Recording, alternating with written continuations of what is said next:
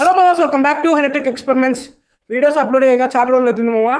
కానీ ఏం భయపడకండి, లేట్గా వచ్చేగా లేటెస్ట్గా వస్తా. ఒక నార్మల్ ట్యూబ్లెట్ నేను పక్కన పడేయండి. ఇది ఒక రీఛార్జబుల్ ట్యూబ్లెట్. జస్ట్ స్విచ్ ఆన్ చేయడం చూడండి. ఆ ట్యూబ్లెట్ కంటే 2x లైటింగ్ అయితే బాగా వస్తుంది అనమాట.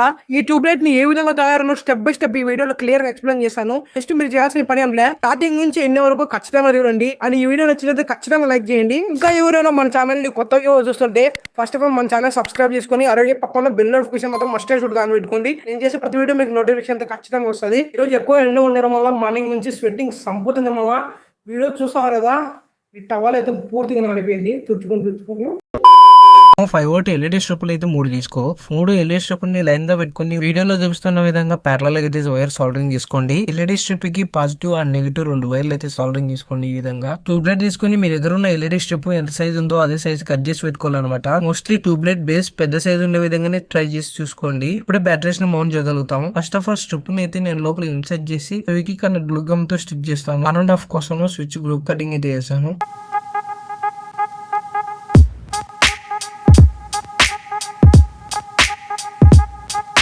ఇప్పుడైతే ప్రాపర్ గా గ్లూ స్టిక్ అయితే అంటకపోయింది అనమాట. ఇది చాలా స్ట్రాంగ్ గా ఉంటది. ట్యూబ్లైట్ బ్యాక్ సైడ్ ఫ్రేమ్ కూడా ఓపెన్ చేసి బ్యాక్ సైడ్ ఉన్న స్ట్రిప్ కూడా అయితే మనం గ్లూ స్టిక్ అయితే నీట్ గా స్టిక్ చేయాలన్నమాట.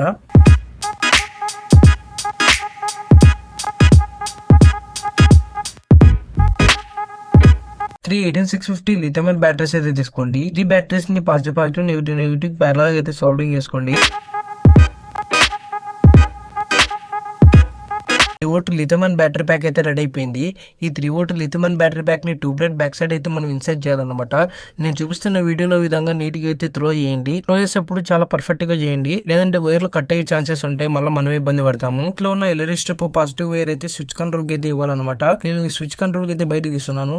కట్ చేసి స్లీవ్ చేసుకుని స్విచ్ కంట్రోల్ పైన ఉన్న టర్మినల్ కి అయితే సాల్వింగ్ అయితే వేసుకోండి. కింద టర్మినల్ కి బ్యాటరీ పాజిటివ్ టర్మినల్ అయితే సాల్వింగ్ అయితే ఇవ్వండి.